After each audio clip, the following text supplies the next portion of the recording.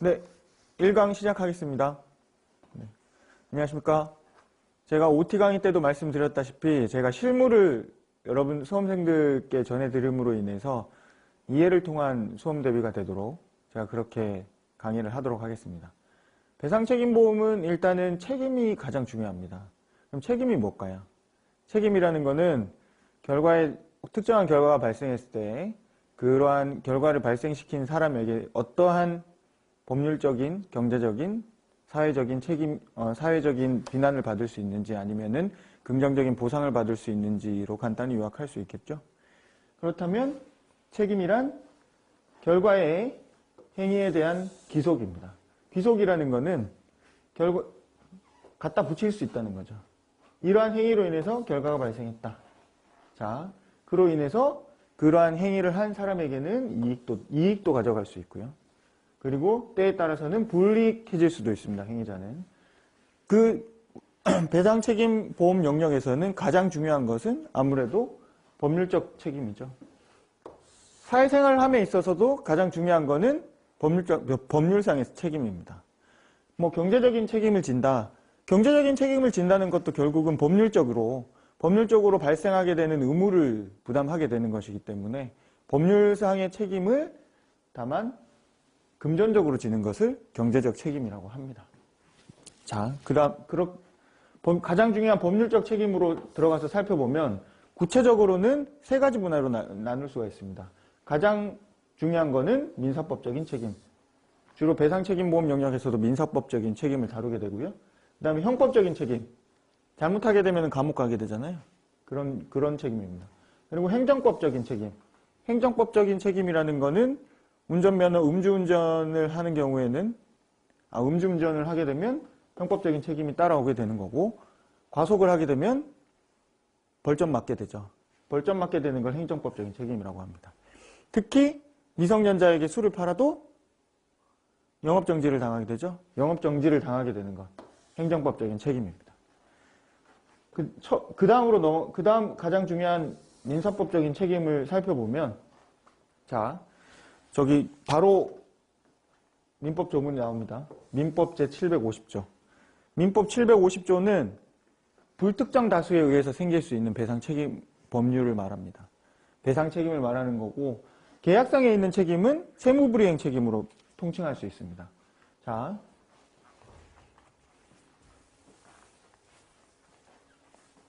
구체적인 조문들은 특정인과의 책임은 계약상의 책임이고 채무불이행 책임이고 이거는 390조예요. 민법 390조. 그에 반해서 750조는 불특정 다수인.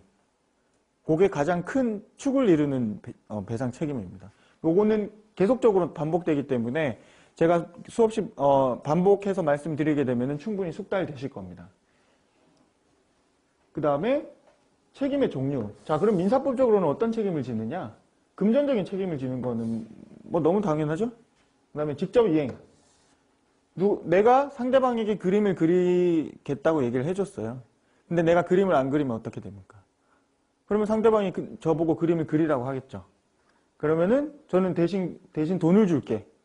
할 수도 있는 거고 아니면은 결론적으로 그림을 그려주면 되는 거잖아요. 직접 이행을 하는 겁니다. 그 다음에 간접 이행도 있습니다. 불이행 시 제재라는 말은 윗집이 엄청 시끄러워요. 저희 윗집이. 예를 들어 아직 실제 그렇다는 건 아니고 윗집이 굉장히 시끄러운데 뭐 생활하기가 어렵기 때문에 윗집에 소송을 해서 법원에다가 1회 소음이 발생할 때마다 10만 원씩 주게 하세요. 라고 간접적으로 해놓는 겁니다. 그러면 윗집에서 더 이상 생활소음을 일으키지 않겠죠. 그런 것들을 간접이행이라고 합니다. 그 다음에 의사표시를 하게 하는 것도 있습니다.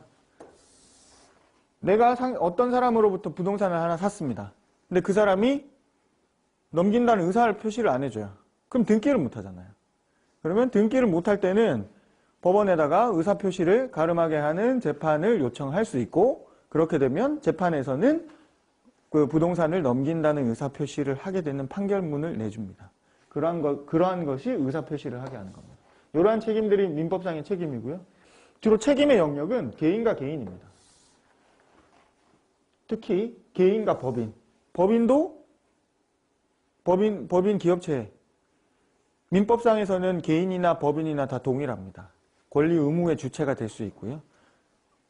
재산도 보유할 수 있고 채무를 부담할 수도 있는 그런 사적인 영역의 문제입니다. 국가는 간접적인 역할만 해요.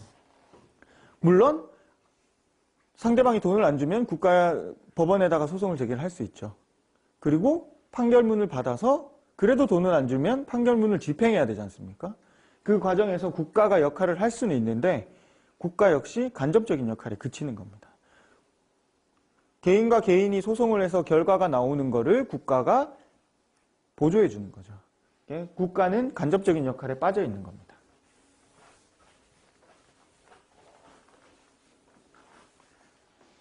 자, 그 다음으로 넘어가면 형사법적인 책임입니다. 형사법적인 책임은 형법적인 책임을 왜 발생시킬까요? 국가의 형벌권. 잘못한 사람 벌 줘야죠. 사기를 친 사람 금전적으로 돈을 받을 수 있게 할 수는 있지만 사기를 못 치게 하려면 깜빵에서 몇 년 살리면 된다. 그러니까 사기를 치지 못하게 하자. 이게 일벌 100개 효과잖아요. 한 명을 벌해서 100명에게 훈계를 해주는 효과. 그리고 사기가 없어지게 만드는 예방적인 효과까지도 있는 거죠. 그리고 책임의 종류로는 사형, 죽이는 거죠. 그리고 징역형이 있죠. 금고. 징역형과 금고는 조금 달라요. 감옥에 들어가서 사는 건 똑같은데 징역형은 노역을 하는 거고요. 금고는 예전에 정치범들에게 명예형을 위해서 굳이 노역은 안 시키지 않는 금고인데 크게 구분하진 않습니다. 그리고 벌금도 있습니다. 벌금은 국가에다 내는 거죠. 개인 대 개인의 문제가 아니니까. 책임의 영역은 국가와 범죄자 간의 문제입니다. 우리나라 국가와 범죄 행위를 저지른 사람, 그 사람 둘 사이의 문제입니다. 피해자는 형사 절차에 있어서는 증인에 불과합니다. 피해자는 형사 절차의 당사자가 아니에요. 당사자는 국가와 범죄자 사이의 문제다. 그리고 가해자 범죄자죠. 가해자 피해자는 민사적인 문제가 될 뿐인 거죠. 형법적인 문제, 형법적으로 징역형을 선고받거나 벌금이 부과됐다는 그러한 선고가 유죄 판결이 떨어지게 되면 민사적인 영역에 있어서 입증은 쉽게 되겠죠. 그런 효과가 있습니다. 그 다음에 행정법적인 책임을 살펴보면 국가와 개인 간의 문제입니다. 여전히. 범죄자는 아니죠. 형벌권이 아니니까. 국가 대 개인 간의 문제인데 다만 목적이 사회안전질서 내지 특정 행정법에서 정한 목적. 도로교통법 같으면 도로에서의 안전을 위한 목적이죠. 거기에 관련되는 것들을 규정하고 있는 겁니다. 책임의 종류는 면허나 자격의 정지. 운전면허 정지 있죠? 운전면허 취소 있습니다. 취소 있고요. 그 다음에 각종 과태료가 있습니다. 과태료는 벌금이랑은 다른 개념입니다. 책임의 영역은 아까 말씀드렸죠? 국가와 개인 간의 영역이다. 예시를 한번 들어볼까요? 폭행사고가 발생했어요. A가 B를 폭행했어요. 그러면 B는 A에게 뭘 할 수 있을까요? 자, 민사적으로는 치료비 달라고 할 수 있습니다. 장애가 발생하니까 장애에 따른 상실수익 달라고 할 수 있고요. 위자료도 발생할 수 있고요. 그리고 요까지는 금전적인 면이죠. 금전 이외에 접근금지 가처분을 함으로 인해서 각각 나에게 위해를 끼치기 위해서 가까이 오는 것조차도 거부할 수가 있는 거죠. 그에 반해서 형사법적으로는 폭행죄, 상해죄가 돼서 징역을 살거나 벌금을 내거나 집행유예는 징역을 사는데 3년 이하의 징역에서 일정 기간 감옥에 가두지 않는 이상 않는 대신에 특정한 기간 동안 아무 사고 없이 지나가게 되면 없는 것으로 해주는 그러한 형태입니다. 그 다음에 행정법적으로는, 통상적으로는 없어요. 그죠? 근데 법원에서 발생한 거면 법정에서 나가라 하겠죠. 그러한 것들을 살펴볼 수 있습니다.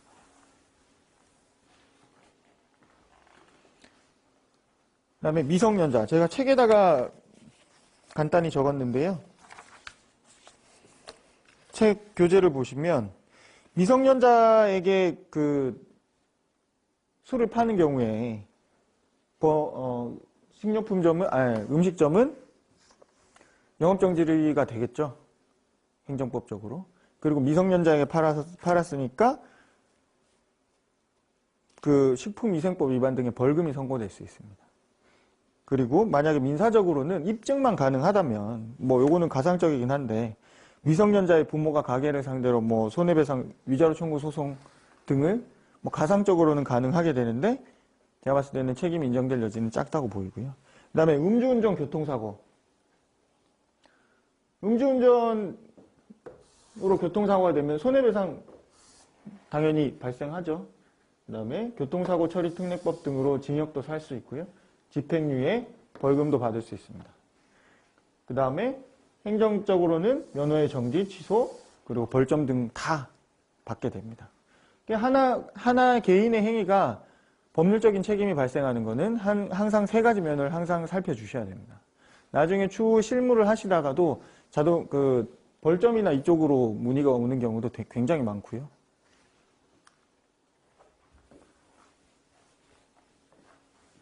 여기까지 이해되셨다면 이제 법률상 책임과 보험이 무슨 관계가 있느냐 살펴봐야겠죠. 왜냐하면 보험이라는 거는 개인이 지는 법률상 책임을 보험의 영역으로 다시 끌어와서 이거를 보험회사가 보상을 할 건지 말 건지를 판단하는 거예요. 그래서 우선 1단계가 해결되면 2단계로 넘어와야 되는 게 항상 사고방식입니다. 항상 그런 식으로 실무를 하실 때도 생각을 해주셔야 돼요.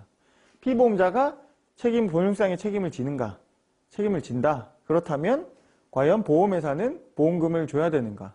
2단계 문제는 항상 염두에 두고 실무를 하셔야 되고 배상 책임 영역을 공부할 때는 항상 염두에 두셔야 됩니다. 2단계 사고. 자, 그러면 배상 책임과 기타 보험의 차이부터 한번 보시죠. 2차 과목에 재산보험도 있고 자동차 보험도 있잖아요. 재산보험은 배상 책임 보험이 아닙니다. 그거는 개인이 가입한 상해보험이고요. 질병보험이고요. 그거는 개인이 돈을 냈기 때문에 보험회사가 급부로서 반대 보험금을 주는 겁니다. 보험료의 급부로서 나중에 보험금을 지급할 사유가 발생하면 보험금을 주는 거예요. 그렇지만 배상 책임 보험은 나중에 앞으로 발생하게 될 피보험자가 지급하게 될 금원, 법률상의 배상 책임을 부담하게 됨으로 인해서 손해배상금을 지급하는 경우에 있어서 보험회사가 책임보험금을 지급하는 형태입니다. 그래서 조금 다르죠. 가장 쉽게 할 수 있는 것은 양도 없이 직접 청구가 가능한지 여부예요. 무슨 말인가 하면 개인 상해보험 같은 경우에는 수익자가 지정되어 있어요. 그렇죠. 그러면 수익자인 사람만 보험회사에 청구할 수 있어요. 수익자 이외에 다른 사람은 보험회사에 보험금을 청구할 수 없습니다. 그때는 다른 사람이 받게 하려면 보험 수익자가 다른 사람에게 보험금 청구권을 양도해줘야 됩니다. 양도가 없으면 다른 사람은 청구를 할 수가 없어요. 그에 반하여 배상책임보험은 피해자는 가해자의 보험회사에 직접 청구 가능합니다. 왜냐하면 법률상에서 피해자의 보험회사에 대한 직접 청구권을 인정하고 있기 때문이에요. 그 경우에는 가해자가 피해자에게 양도를 하지 않아도 돼요. 양도를 하지 않아도 피해자는 직접 청구를 가능합니다. 보험회사에. 구분되시나요? 가장 중요한 거는 양도 없이 직접 청구가 가능한가? 배상책임보험을 결정짓는 가장 큰 특징 중에 하나입니다. 자, 그 다음에 제가 교재를 보시면 제가 약관을 실어 놓았습니다.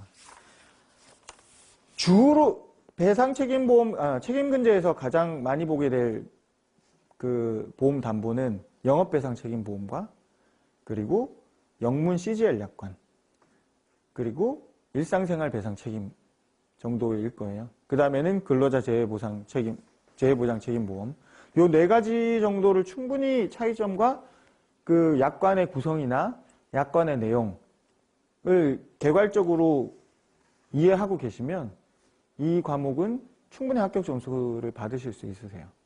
그래서 항상 제가 수업을 하는 과정에서 설명드리고자 하는 것은 공문인 영문 영업배상 책임보험 그리고 영문 약관인 CGL 차이 그 다음에 일상생활 배상 책임보험은 어떻게 되어 있느냐 요걸 항상 설명해 드릴 겁니다. 그리고 교재에서 실어 놓았듯이 그 어느 문구 때문에 어떻게 보상되어야 되는지를 충분히 제가 설명드리고자 합니다. 교재 5페이지를 보시면 제3조 보상하는 손해가 나오죠. 회사는 피보험자가 보험증권상의 보장지역 내에서 보험기간 중에 발생된 특별약관에 기재된 보험사고로 인하여 피해자에게 법률상의 배상 책임을 부담함으로써 입은 아래의 손해를 이 약관에 따라 보상하여 드립니다. 그렇죠? 그리고 1호, 피보험자가 피해자에게 지급할 책임을 지는 법률상의 손해배상금이에요. 2. 계약자 또는 피보험자가 지출한 아래의 비용입니다. 뭐라고 되어 있나요? 1호에 보면 법률상의 손해배상금이라고 되어 있죠. 따라서 이거는 민법적인 책임만을 부담하겠다는 것을 약관에 명확하게 규정하고 있습니다. 그 다음에 다음 페이지를 보시면 영문약관에 보상하는 손해라고 되어 있어요. 영어를 쭉 읽어보시면 to pay as damage라고 나와 있습니다. damage는 불법행위 영역에서의 금전으로 배상하는 금원을 말해요.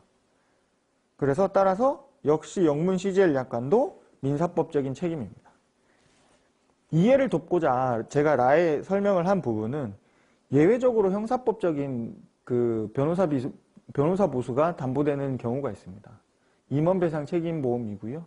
그 부분은 교재에 실어져 있으니까 관심 있으신 분은 체크해 주시면 될 것 같습니다. 그 다음에 8페이지 이후 부분은 좀 어려운 부분이고 나중에 기본 개념이 잡힌 이후에 읽는 것이 타당하다고 보여서 제가 이 부분은 나중에 강의 드리도록 하겠습니다. 자, 교재 파트 2로 넘어갈게요.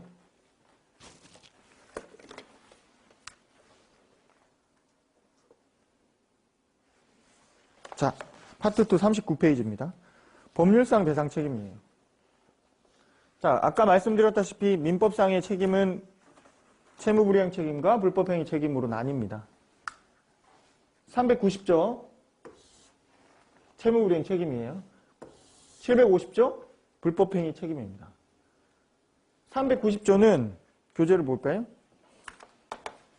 채무자가 채무의 내용에 좇은 이행을 하지 아니한 때에는 채권자는 손해배상을 청구할 수 있다. 채무자가 나오죠. 채무자, 채권자가 나오죠. 둘 간에는 채권이 왜 생기겠어요? 계약에 의해서 생기는 겁니다. 따라서 계약상에 규정된 내용을 위반하기 때문에 채무불이행 책임이 발생하는 거예요. 아는 사람 사이에서만 발생할 수 있습니다. 계약을 맺은 사람이니까 당연히 아는 사람이죠. 그죠? 그에 비해서 750조 문구를 볼까요? 고의 또는 과실로 인한 위법행위로 타인에게 손해를 가한 자는 그 손해를 배상할 책임이 있다. 여기에서 보면 타인이라고 나오죠. 타인.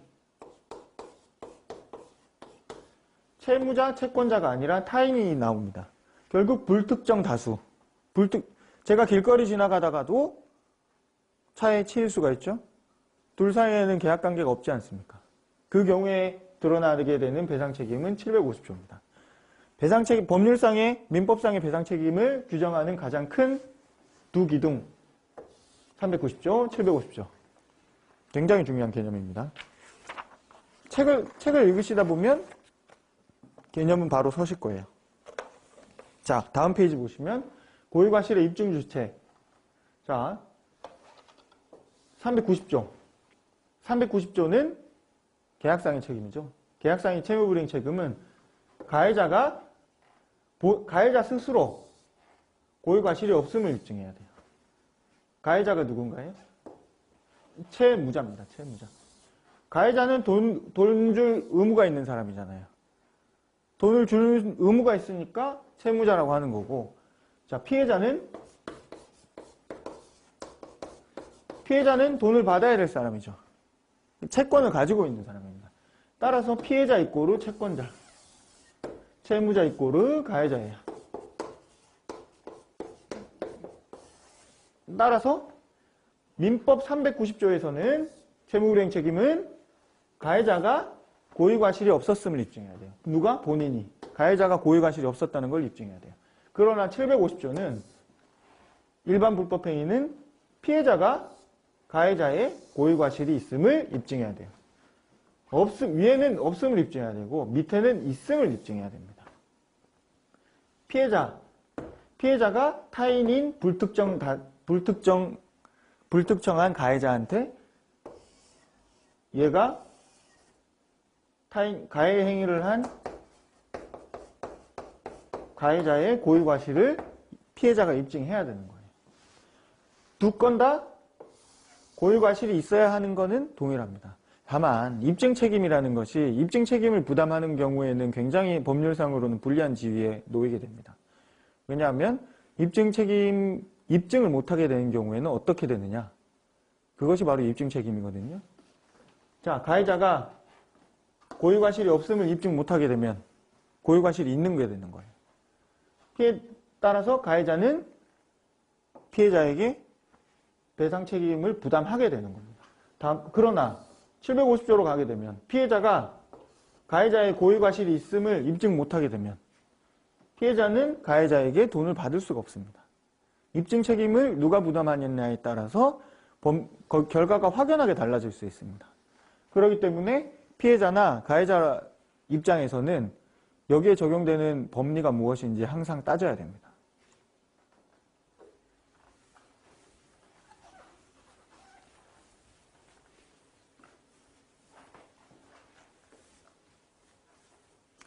다음에 소멸시효를 볼까요? 소멸시효는 채무불이행 책임의 경우에는 10년입니다. 그에 반해서 불법행위 책임에 있어서는 3년과 10년이에요.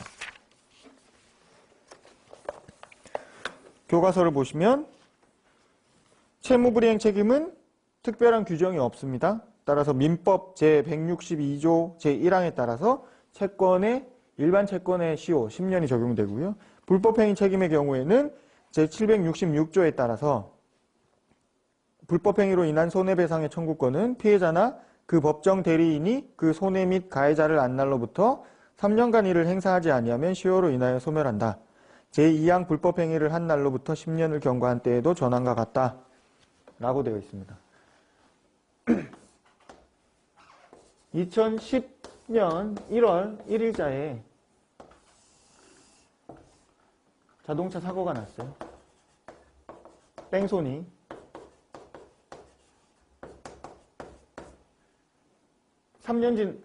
사고일로부터 3년이 지난 이 날짜가 있을 수 있고요. 10년이 지난 2020년 1월 1일이 있을 수 있어요. 사고일로부터 3년입니까? 아니죠.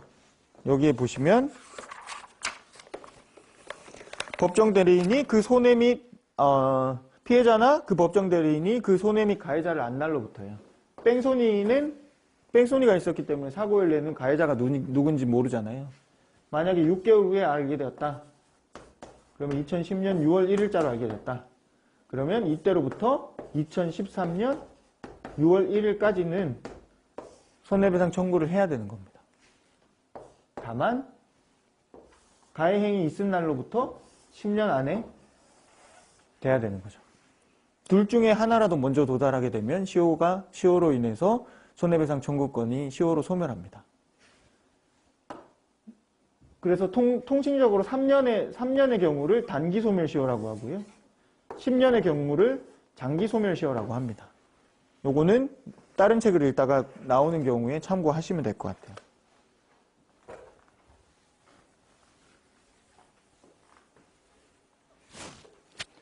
의외로 시효가 문제되는 경우가 굉장히 많습니다. 다툼도 많이 있고요. 그 다음에 4. 준용 규정을 보시죠. 40페이지 하단에 있고요.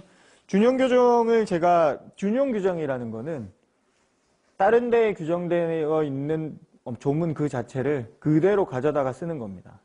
그래서 그 내용을 그대로 인용된다, 준용된다, 인용된다 이렇게 해석하시면 됩니다. 자, 준용 규정의 첫 번째를 살펴보면 민법 제393조가 있어요. 763조에서 393조, 394조, 6조, 399조를 준용하고 있기 때문에 393조를 보시면 민법 제393조 1항 채무불이행으로 인한 손해배상은 통상의 손해를 그 한도로 한다. 2항 특별한 사정으로 인한 손해는 채무자가 그 사정을 알았거나 알 수 있었을 때에 한하여 배상의 책임이 있다. 결국 손해배상은 통상손해 위주로 배상을 한다는 얘기입니다. 1항은 통상의 손해를 그 한도로 한다고 되어 있죠. 특별손해는 알거나 알 수 있었을 경우에만 배상을 한다. 이렇게 생각을 하시면 됩니다. 통상손해라는 건 어떤 거냐? 치료비. 내가 다쳤으니까 다치게 되면 치료비는 무조건 나가야 되는 거죠. 그리고 영업용 물건인 경우에는 그 영업용 물건을 이용하지 못하게 됨으로 인해서 발생하는 손실, 당연히 발생하는 거죠. 철거 비용도 당연히 발생하겠죠. 물건 자체, 차와 차가 부딪혔다면 그 차 자체에 발생한 그 재물 손해, 당연한 손해입니다. 자, 특별 손해는 책의 예시라고 되어 있는데요. 예를 들어 연예인이 택시를 타고 가다가 사고가 났다면 통상적으로 지급해야 될 통상 손해는 치료비, 일실수익, 위자료입니다. 근데 연예인이 그 당일에 10억짜리 광고 계약을 하고 있었는데 차 사고 때문에 못했다. 이거는 특별 손해죠. 그래서 배상 청구를 할 수 없는 게 원칙입니다. 그 다음으로 준용되는 규정이 금전배상의 원칙이에요. 민법 제394조 다른 의사 표시가 없으면 손해는 금전으로 배상한다. 그렇죠. 그 다음에 과실상계 민법 제396조 채무불이행에 관하여 채권자에게 과실이 있는 때에는 법원은 손해배상의 책임 및 그 금액을 정함에 있어서 참작하여야 한다. 자, 과실상계라는 것은 뭐냐? 책에 들어있는 예시는 그거예요. 비가 오는 날에 깜깜한 밤에 내가 만약에 까만색 옷을 입고 무단횡단을 했어요. 그러면 피해자가 손해가 만약에 1억이다 그러면 가해자로서는 1억을 다 주는 거는 법률상으로 억울할 수밖에 없겠죠. 피해자가 무단횡단까지 했는데. 그렇죠? 그 경우에 있어서는 가해자가 책임은 지되 배상하는 100%의 책임을 지게 하지 않고 60%, 50% 이런 식으로 책임을 제한시켜 주는 겁니다. 그게 과실상계예요. 자, 구별 개념으로서 제가 42페이지에 손익상계와 또 그 다음 페이지에 책임 제한을 넣어놨어요. 과실상계, 손익상계, 그 다음에 책임 제한까지 제가 넣어놓은 거죠.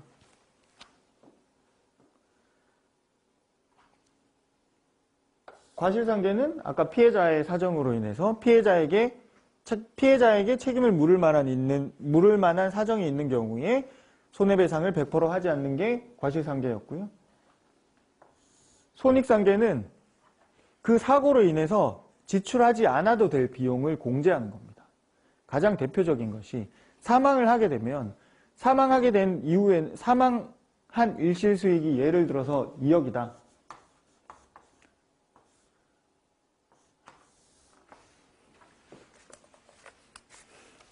자, 30세에 사망을 했어요. 사고로. 근데 60살까지 벌어들일 수 있는 돈이 2억이에요. 만약 예를 들어서. 금액은 개별적인 상황에 따라서 소득에 따라서 다 달라집니다. 다만 항상 공제를 하고 있는 거는 3분의 1을 공제하고 3분의 2만 배상을 하고 있습니다. 3분의 1은 30세에서 60세까지 사는 경우에 생활비가 필요하잖아요. 그 생활비를 전체 소득의 3분의 1 정도로 보고 있는 거예요. 그러한 금액은 사망으로 인해서 지급할 필요가 없었던 금액이죠. 이거를 일괄적으로 공제해 주는 게 손익상계라고 합니다.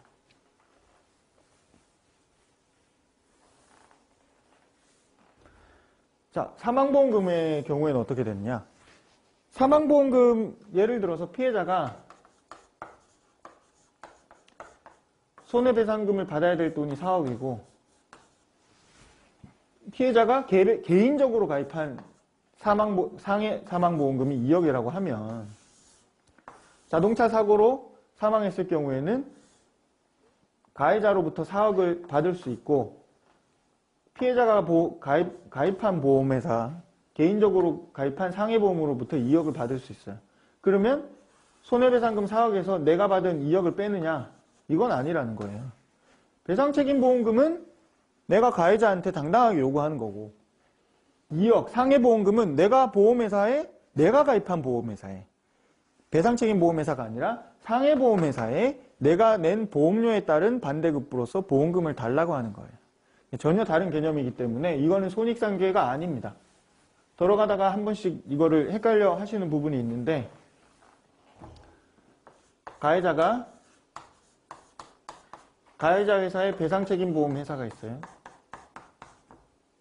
배상보험회사, 피해자가 스스로 가입한 상해보험.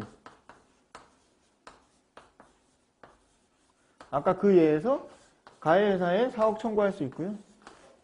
이 회사의 상해보험금, 상해사망보험금 2억이라면 2억 청구할 수 있는 거예요. 전혀 별개 금액이기 때문에 이걸 손익상계한다는 개념은 아니죠.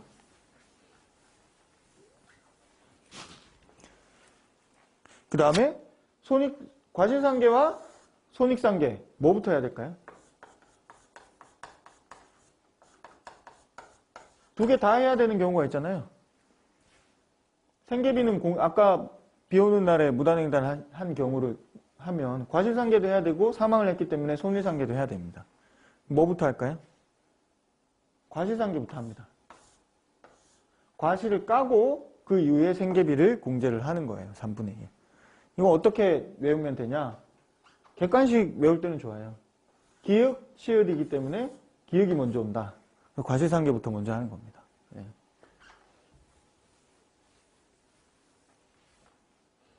그 다음에 구별 개념으로서 또 책임 제한이 있어요. 세 가지 구별되는 개념은 유의해 주시는 게 좋습니다. 이거를 헷갈려 하시는 분이 많고 다 혼동해서 쓰는 경우가 많은데 법률적으로는 구별이 되는 개념이에요. 자, 책임 제한. 책임 제한은 가해자 입장에서 판단하는 거예요. 야, 가해자 입장에서 얼마나 억울하겠니? 피해자에게 과실상계할 경우가, 피해자에게 과실상계를 못하더라도 피해자가 아무런 잘못이 없어요. 그러함에도 불구하고 가해자가 불쌍하니까 금원을 좀 낮춰주자. 그게 책임 제한입니다. 결국 과실상계는 피해자 입장에서 피해자에게 책 잡힐 만한 내용에 의해서 과실상계를 하는 거고 책임 제한은 피해자랑 상관없이 가해자가 불쌍하니까 아니면 이것까지 가해자에게 묻는 거는 억울하다. 그래서 금액을 낮춰주는 거예요. 금액을 낮춰주는 건 똑같아요. 100% 책임을 지지 않고 60%, 70%, 50% 이렇게 책임을 낮춰주는 거예요. 책임 제한의 유형으로는 제가 책에 들어놨죠. 자연력의 기여도 공제, 기왕증 기여도 공제, 그 다음에 의료과실로 인한 손해배상이에요. 다 보면 피해자가 길을 가다가 창문이 그 폭풍우에 의해서 창문이 날아가서 맞았어요. 창문에 맞은 경우에 피해자의 과실상계가 할 게 없죠. 그에 비해서 이게 뭐 정말 이례적인 자연현상, 뭐 10년 만에 나오는 폭풍우라고 하면 이 점유하고 있던 가해자에게도 책임을 조금 제한을 시켜줘야 되겠죠. 기왕증, 환자에게 기왕증이 있는 경우에는 제한을 빼줘야 되겠죠. 그리고 의료과실로 인한 손해배상. 의료과실인 경우에는 의사가 뭐 일부러 정말 의료과오를 하고 싶어 하겠습니까? 잘 치료하려는 좋은 의도에서 했잖아요. 대부분 책임 제한이 인정되게 됩니다.